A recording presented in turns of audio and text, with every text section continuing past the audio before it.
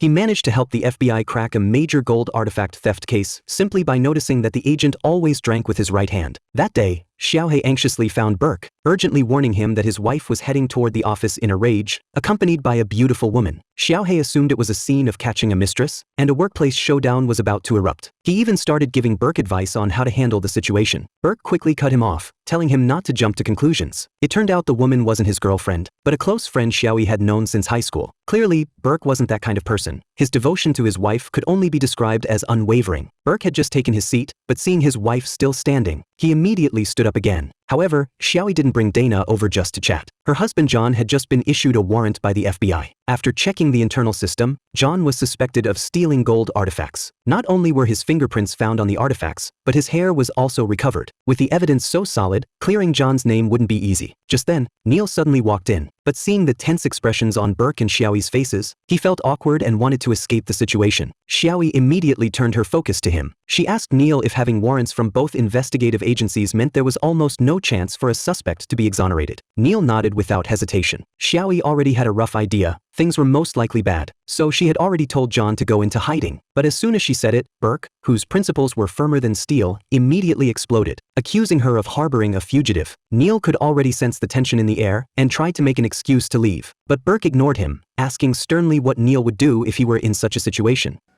Honestly, I think your friend should turn himself in.